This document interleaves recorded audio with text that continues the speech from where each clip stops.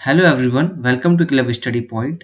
आज Indian eco जो हमारी बुक है उसका फर्स्ट चैप्टर जो है हमारा उसके मोस्ट इंपॉर्टेंट क्वेश्चंस को लेकर हम आपके सामने आए हैं। ये क्वेश्चंस आपके एग्जाम से रिलेटेड हैं और काफ़ी इंपॉर्टेंट हैं। पहला क्वेश्चन आपके सामने आता है, what is mean by subsistence agriculture, यानी कि सब्सिस्टेंस एग्रीकल्चर क्या होता है या निर्वाह कृषि किसे कहते हैं। सो हम जानते हैं सब्सिस्टेंस एग्रीकल्चर वो एग्रीकल्चर होती है जिसके अंदर जो फार्मर होता है वो अपनी फैमिली की नीड्स को कंप्लीट करने के लिए या उसको फुलफिल करने के लिए करता है। किसान अपने परिवार की ज़रूरतों को पूरा करने के लिए निर्वाह कृषि करता है। और हम ये भी जानते हैं जो निर्वाह कृषि है वो आज़ादी के समय यानी कि 1947 में जब हमारा देश आज़ाद होता है उस समय बहुत ज़्यादा की जाती थी। और ये भी देखने को मिला है जो सब्सिस्टेंस एग्रीकल्चर है उसमें प्रौद्योगिकी यानी टेक्नोलॉजी की कमी देखने को मिलती है। इसी वजह से जो किसान होते हैं उनकी आर्थिक स्थिति सही नहीं हो पाती, वो सदैव गरीब के गरीब बने रहते हैं। इसको आप क्या बोलते हो, सब्सिस्टेंस एग्रीकल्चर और निर्वाह कृषि इसको बोला जाता है। नेक्स्ट क्वेश्चन आपके सामने आता है, what do you mean by commercialisation of agriculture. जैसा कि आपने अभी पढ़ा सब्सिस्टेंस एग्रीकल्चर बिल्कुल इसका विपरीत है commercialisation of agriculture. Commercialisation of agriculture हम इसलिए प्रमोट करते हैं ताकि किसानों की आर्थिक स्थिति को सुधारा जा सके। इसमें जो किसान अपना प्रोडक्शन कर रहे हैं, फसलों को उगा रहे हैं, वो इतनी ज़्यादा मात्रा में उगा सके ताकि वो बाजार तक उनको बेच के अपनी आर्थिक स्थिति को बेहतर कर सके। रीड करते हैं, commercialisation of agriculture refers to a shift from cultivation from self consumption to cultivation for the market. इसमें बताया गया है कि खुद की आवश्यकताओं को पूरा करते हुए, ठीक है, आपकी खुद की आवश्यकताएं भी पूरी हो, साथ साथ इतना प्रोडक्शन आप करें ताकि आप बाजार में भी बेच सकें। बाजार में आप कब बेचेंगे, जब आपके पास सरप्लस होगा। सरप्लस मतलब आपकी ज़रूरत के अलावा जब आपके पास सामान होगा तभी आप उसको मार्केट में जाके बेच सकते हैं। तो कमर्शलाइजेशन में आप क्या करते हो, ज़्यादा से ज़्यादा टेक्नोलॉजी के ऊपर फोकस करते हो, ज़्यादा से ज़्यादा इरिगेशन के ऊपर फोकस करते हो, मेन्योर है, फर्टिलाइजर्स है, लैंड रिफॉर्म है, इन सब के ऊपर आप फोकस करते हो। जब इन सब के ऊपर फोकस करने के बाद जो प्रोडक्शन बढ़ता है तब आप मार्केट में जाकर उसको बेच सकते हो। तो आपको ये ध्यान रखना है, कमर्शलाइजेशन ऑफ एग्रीकल्चर इसलिए इंपॉर्टेंट है क्योंकि किसानों की आर्थिक स्थिति को सुधारने के लिए की जाती है। काफ़ी इंपॉर्टेंट है, आपके एग्जाम पर्सपेक्टिव से आपको ये समझकर चलना है। नेक्स्ट क्वेश्चन की तरफ चलते हैं। नेक्स्ट क्वेश्चन है आपका, state two main indicators of backwardness and poverty of the masses. मतलब पॉवर्टी को किस तरीके से एनालाइज किया जा सकता है, किस तरीके से गरीबी को समझा जा सकता है, कौन कौन से इंडिकेटर्स हो सकते हैं। यहाँ पे हम दो इंडिकेटर्स को पढ़ेंगे जो काफ़ी इंपॉर्टेंट हैं। Let's start. Two main indicators of backwardness and poverty are, जो दो मेन इंडिकेटर्स हैं, पहला उसमें है आपका हाई मोर्टेलिटी रेट। जैसा कि आप जानते हैं इन्फेंट मोर्टेलिटी रेट आपने सुना होगा, यानी कि शिशु मृत्यु दर, जिसमें क्या हो रहा है, जल्दी से जो 1 साल के बच्चे हैं वो अपनी 1 साल पूरी नहीं कर पाते, उससे पहले ही उनकी मृत्यु हो जाती है, वो आपका इन्फेंट मोर्टेलिटी रेट होता है। उसी तरीके का होता है आपका मोर्टेलिटी रेट, जिसमें क्या होती है, बहुत ज़्यादा मृत्यु हो जाती है। तो मृत्यु होने के कारण क्या क्या हो सकते हैं, तो पहला ये हो सकता है कि अस्पतालों की कमी है, अच्छे डॉक्टर्स नहीं है, अच्छा हेल्थ इंफ्रास्ट्रक्चर नहीं है, इस वजह से ये हाई हो सकता है। नेक्स्ट पॉइंट आपका निकल के आता है लो लाइफ एक्सपेक्टेंसी। मतलब जो लोग हैं वो कम जी रहे हैं। इसके पीछे कारण ये हो सकता है कि प्रॉपर अमाउंट में न्यूट्रिशंस जो बॉडी को मिलने चाहिए वो नहीं मिल पा रहे हैं। इवन इसमें ये भी आ सकता है जो आपका हेल्थ इंफ्रास्ट्रक्चर है, जितना आपको हेल्थ के सेक्टर में इन्वेस्ट करने की आवश्यकता है उतना आप नहीं कर पा रहे हो। पॉपुलेशन आपकी ज़्यादा है और आपका बजट है वो हेल्थ रिलेटेड इश्यूज़ के लिए कम है, तो ये सारी की सारी चीज़ें यहाँ पर दिखाई देती हैं आपको। तो दोनों के दोनों मोस्ट इंपॉर्टेंट इंडिकेटर्स हैं और ये दिखाते हैं कि जो आपका हेल्थ इंफ्रास्ट्रक्चर है वो काफ़ी कमज़ोर है। और हम ये भी जानते हैं कि हेल्थ इंफ्रास्ट्रक्चर उन कंट्रीज़ में काफ़ी कमज़ोर होता है जो वीक होती हैं। फॉर एग्जांपल अफ्रीकन कंट्रीज़ का एग्जांपल आप लें तो वहाँ पे हेल्थ रिलेटेड इश्यूज़ आपको ज़्यादा देखने को मिलेंगे, हाई मोर्टेलिटी रेट भी मिलेगा और लो लाइफ एक्सपेक्टेंसी रेट भी आपको वहाँ पर दिखाई देगा। तो गरीब देशों में ज़्यादातर ऐसा देखने को मिलता है जिनकी प्रति व्यक्ति आय कम होती है या फिर उनकी जो जीडीपी है वो कम होती है। ठीक है, नेक्स्ट क्वेश्चन पे हम चल रहे हैं, डिफाइन ऑक्यूपेशनल स्ट्रक्चर। ठीक है, ऑक्यूपेशनल स्ट्रक्चर क्या मतलब होता है, जो आपकी देश की आबादी है। ठीक है, क्वेश्चन नंबर 4 हम पढ़ रहे हैं, डिफाइन ऑक्यूपेशनल स्ट्रक्चर। इसमें ये देखा जाता है कि ऑक्यूपेशन का मतलब क्या होता है, मतलब लोग कौन कौन से क्षेत्र में काम कर रहे हैं, क्या क्या काम कर रहे हैं, उनकी आय कितनी है, किस तरीके से उनकी आय बढ़ेगी और किस में सबसे ज़्यादा लोग लगे हुए हैं। तो ऑक्यूपेशनल स्ट्रक्चर में ये देखा जाता है आपका। जैसा कि हम जानते हैं हमारे पास 3 सेक्टर्स होते हैं, प्राइमरी सेक्टर, सेकेंडरी सेक्टर और टर्सरी सेक्टर। 3 सेक्टर्स होते हैं। और जैसा कि आप जानते हो कि भारत में, इंडिया की अगर बात की जाए तो प्राइमरी सेक्टर में सबसे ज़्यादा लोग लगे हुए हैं, यानी कि कृषि में। वहीं अगर बात की जाए सेकेंडरी सेक्टर जो आपका मैन्युफैक्चरिंग आता है, उसमें कम लोग लगे हुए हैं। अब इसमें बढ़ावा देने के लिए भारत सरकार क्या कर रही है, प्रयत्न कर रही है और सब्सिडीज वगैरह दे रही है। मैन्युफैक्चरिंग यूनिट जितनी लगेंगी उतने लोगों को रोजगार मिलेगा और जो प्राइमरी सेक्टर यानी कृषि का जो क्षेत्र है उस पे से आत्मनिर्भरता आपकी कम होती चली जाएगी। ठीक है। नेक्स्ट आता है आपका टर्सरी सेक्टर, जिसे आप सर्विस सेक्टर भी कहते हो, है ना। ये क्या होता है, आप सर्विस प्रोवाइड करते हो। फॉर एग्जांपल आप डॉक्टर्स हो, सीए हो, टीचर्स हो, जो सर्विसेज को प्रोवाइड कर रहे हैं वो आपके टर्सरी सेक्टर में आते हैं। तो इसमें भी काफ़ी बड़ा योगदान है, सर्विस प्रोवाइडर इंडिया में काफ़ी है। ठीक है। तो ये आपका ऑक्यूपेशनल स्ट्रक्चर को क्या करता है, डिफाइन करता है। 3 सेक्टर्स होते हैं, प्राइमरी, सेकेंडरी और tertiary sector we have got it. Next पे चलते हैं। नेक्स्ट आता है हमारे पास, how did discriminatory trade policy contribute to the success of industrial revolution in Great Britain. कहने का मतलब ये है, जैसा कि हमने चैप्टर में पढ़ा था कि ब्रिटेन जो है उसने क्या किया था, सिस्टमैटिकली इंडिया का जो लघु उद्योग है या छोटा सा एमएसएमई जो है, ठीक है, स्मॉल एंड मीडियम एंटरप्राइज है, जिसमें आपके हाथों से बनाए जाते थे कपड़े, ठीक है ना, उन सबको किस तरीके से नष्ट किया गया। ठीक है। और उसको नष्ट करने के बाद उन्होंने अपने आप को किस तरीके से पावरफुल बनाया, किस तरीके से एक पूरी की पूरी मैन्युफैक्चरिंग हब उन्होंने अपने आप को बनाते चले गए, किस तरीके से उन्होंने औद्योगिकरण किया और पूरे के पूरे वर्ल्ड को किस तरीके से उन्होंने लीड किया, इसके ऊपर बात पूछ रहा है आपकी। तो आपको यहाँ पे ये समझने की जरूरत है कि उन्होंने क्या किया था, डिस्क्रिमिनेटरी पॉलिसीज यानी कि भेदभावपूर्ण उन्होंने क्या किया था, यहाँ पे निर्णय लिए थे। ठीक है। तो पहला आपके सामने रीड कर रहा हूँ, low duty on the import of British industrial good, यानी कि जो ब्रिटिश इंडस्ट्रियल गुड्स है उनके ऊपर इम्पोर्ट ड्यूटी कम थी। ठीक है।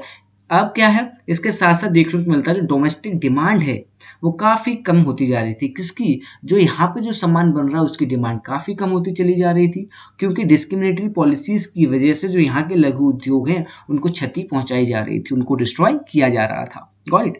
नेक्स्ट आता है आपके सामने, low duty on the export of the raw material from the India insured availability of the low cost for the British industry. कहने का मतलब ये है कि यहाँ से कोई भी सामान अगर जाएगा, फॉर एग्जांपल कोई रॉ मटेरियल जाएगा, कॉटन जाएगा या फिर जूट जाएगा, उसके ऊपर कोई भी आपको ड्यूटी नहीं लगाई जाएगी। ठीक है। यहाँ से कोई फिनिश गुड जाएगा, फॉर एग्जांपल कॉटन से बना कोई वस्त्र जाएगा, सिल्क से बना कोई वस्त्र जाएगा, कोई कपड़ा जाएगा, तो उसके ऊपर ड्यूटी लग जाती थी। और हम जानते हैं अगर किसी भी चीज़ के ऊपर टैरिफ या टैक्स या ड्यूटी लग जाती है तो वो सामान काफ़ी महंगा हो जाता है, और महंगा होने की वजह से उसकी डिमांड कम हो जाती है। और डिमांड जब कम हो जाएगी तो आपको पता है नुकसान किसको होगा, नुकसान उन इंडस्ट्रीज़ को होगा जो उनको मैन्युफैक्चर कर रही हैं। अब उन इंडस्ट्रीज़ को नुकसान होगा तो आपको ये पता होगा कि उसके अंदर जो लोग काम कर रहे हैं वो बेरोजगार होते चले जाएंगे। तो पूरा का पूरा ये साइकिल होता है जिसमें आपके लोग लगे होते हैं। तो आपको ये कॉन्सेप्ट के साथ समझना है ताकि आप अच्छे से एग्जाम में इसको लिख सके। ठीक है। नेक्स्ट क्वेश्चन पे चलते हैं अब हम। नेक्स्ट क्वेश्चन आता है आपके सामने, were there any positive contribution made by the Britishers in India discuss. मतलब आपको ये बताना है कि ब्रिटिशर्स का आने का कोई पॉजिटिव इम्पैक्ट देखने को मिलता है कि नहीं। तो देखने को मिलता है, हाँ, कुछ कुछ पॉजिटिव पॉइंट्स हमें देखने को मिलते हैं जो हम आज भी फॉलो कर रहे हैं। ठीक है। 2022 में भी कुछ ऐसे पॉइंट्स हैं जो हम आज भी फॉलो कर रहे हैं, वो काफ़ी इंपॉर्टेंट माने जाते हैं। पहला आपके सामने रीड कर रहा हूँ, commercial outlook of the farmer started replacing subsistence with production decision of the farmers. कहने का मतलब क्या है, आपको पता होगा कि हमारे जो किसान थे वो सब्सिस्टेंस एग्रीकल्चर करते थे। ब्रिटिशर्स ने आके कमर्शियल फार्मिंग को इंडिया में इंट्रोड्यूस किया। ठीक है। और कहने का मतलब ये नहीं कि पहले हम कमर्शियल फार्मिंग नहीं करते थे, कमर्शियल फार्मिंग होती थी, बस उस लेवल पे नहीं होती थी जिस लेवल पे आके ब्रिटिशर्स ने यहाँ पर इंट्रोड्यूस किया। इसी वजह से जो फार्मर की जो आय है उसमें थोड़ी बहुत बढ़ोतरी देखने को मिली। ठीक है। नेक्स्ट पॉइंट आपके सामने रीड कर रहा हूँ, अपॉर्चुनिटीज ऑफ एम्प्लॉयमेंट वो जनरेटेड थ्रू इंफ्रास्ट्रक्चर ग्रोथ। ठीक है। जो इंफ्रास्ट्रक्चर है उसमें जो ग्रोथ थी उसी की वजह से आपको देखने को मिलता है जो रोजगार के साधन हैं वो उपलब्ध होते चले गए। जैसे कि रेलवे का निर्माण है, बहुत बड़े बड़े किले उन्होंने बनवाए थे, ठीक है, फोर्ट्स बनवाए थे, उसमें भी लोगों को रोजगार वहां पर मिला था। ठीक है। थर्ड पॉइंट आपके सामने रीड कर रहा हूँ, फेमाइंस वर इफेक्टिवली कंट्रोल, जो आपके फेमाइंस होते हैं यानी कि जो अकाल होते हैं उनको कंट्रोल किया गया through the development of the rapid means of transport. ठीक है, जो ट्रांसपोर्टेशन है, फॉर एग्जांपल रेलवे का जो निर्माण है उसमें लोगों को रोजगार मिला, तो जो अकाल से लोग मर रहे थे उनको एक तरीके से आसरा मिला, एक सहारा मिला जिसके थ्रू अपनी लाइफ को स्पेंड कर सकते थे, ठीक है, या चला सकते थे आगे। फोर्थ पॉइंट आपका निकल के आता है there was a significant shift. ठीक है, आपको यहाँ पे सिग्निफिकेंट शिफ्ट देखने को मिलेगा barter system of exchange to the monetary system of an exchange. कहने का मतलब ये है कि हम जानते हैं कि यहाँ पे चीजें चेंज होती दिखाई दे रही है। बार्टर सिस्टम आप जानते हो, सामान के बदले सामान देना, ठीक है, और मॉनिटरी एक्सचेंज ऑफ सिस्टम का मतलब ये है कि यहाँ पे मनी का इंट्रोडक्शन हो चुका था, और आप जानते हो जब मनी का इंट्रोडक्शन हो जाता है तो इसका मतलब ये है कि आप अच्छे से व्यापार कर सकते हो, जो आपका बिजनेस है वो ग्रोथ कर सकता है। इसमें आपको देखने को यहाँ पर मिलेगा, काफी पॉजिटिव पॉइंट है ये। फिफ्थ पॉइंट आता है आपके पास efficient system of administration emerge as a sine qua non of growth. कहने का मतलब ये है जो एडमिनिस्ट्रेशन है देखने को मिलता है, ब्यूरोक्रेसी है, पुलिस है, जुडिशरी है, और आपका एग्जीक्यूटिव है, लेजिस्लेचर, ये सारा का सारा पूरा एक तंत्र है, पूरा का पूरा एक साइकिल है गवर्नमेंट का, जो एडमिनिस्ट्रेशन करता है, एक तरीके से चलाता है, चीज़ों को आगे बढ़ाने की कोशिश करता है। ये सारा का सारा देखने को मिलता है कि ब्रिटिशर्स ने हमें सुझाया, ठीक है, उनसे हमने एक तरीके से सीखा और अपनी कंट्री में फर्दर इम्प्लीमेंट किया जब ब्रिटिशर्स हमें छोड़ के चले गए थे। इसको आप बोल सकते हो एडमिनिस्ट्रेशन करने का तरीका हमने ब्रिटिशर्स से सीखा। ये पॉजिटिव कॉन्ट्रीब्यूशन में आप लिख सकते हो, काफ़ी इंपॉर्टेंट है आपका ये, और क्वेश्चन काफ़ी इंपॉर्टेंट है, आपको ये लर्न करके जाना है, समझ के जाना है। ठीक है, नेक्स्ट क्वेश्चन की तरफ चलते हैं। नेक्स्ट क्वेश्चन आता है आपका state three main feature of Indian economy at the time of independence. मतलब आपको ये बताना है कि इंडिपेंडेंस के टाइम पे, ठीक है ना, ईव ऑफ इंडिपेंडेंस के टाइम पे हमारी किस तरीके की इकोनॉमिक सिचुएशंस थी। जैसा कि हम जानते हैं हमारी इकोनॉमिक सिचुएशंस काफ़ी ख़राब थी, ठीक है, इसी वजह से वो कौन कौन सी थी उनको भी थोड़ा ध्यान से हम डिटेल में यहाँ पर डिस्कस कर लेते हैं। तो पहला आता है आपका बैकवर्ड इकोनॉमी।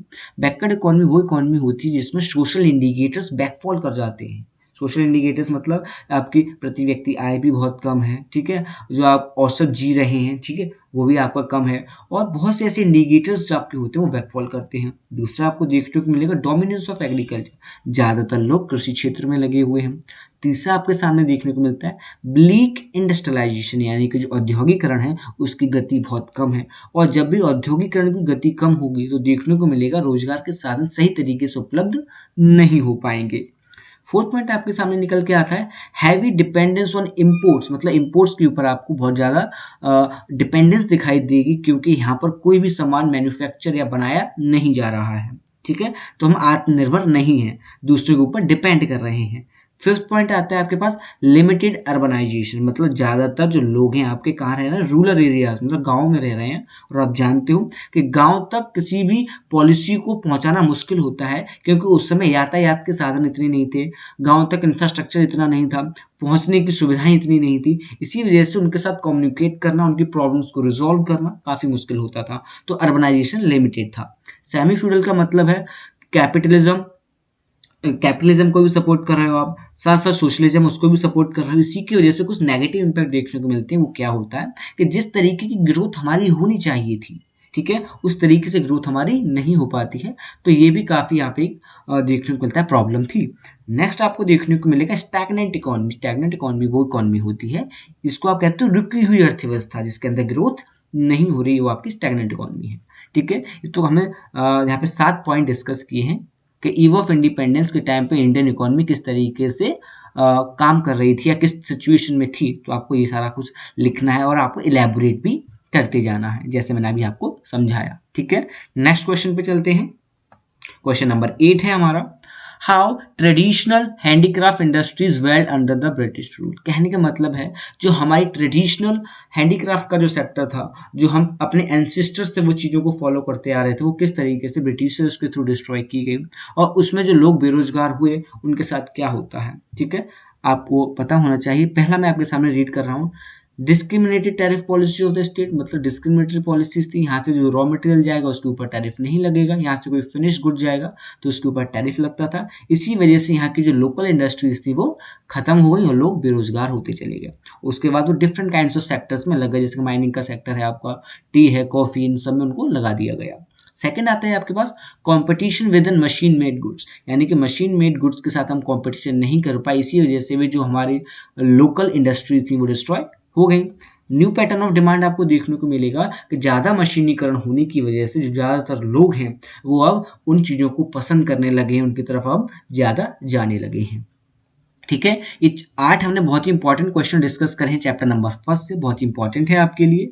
और इसके साथ साथ आपको क्या करना है, इस टेलीग्राम ग्रुप को भी आपको ज्वाइन करना है। ठीक है, काफ़ी इंपॉर्टेंट है आपके लिए Telegram group. Thank you very much.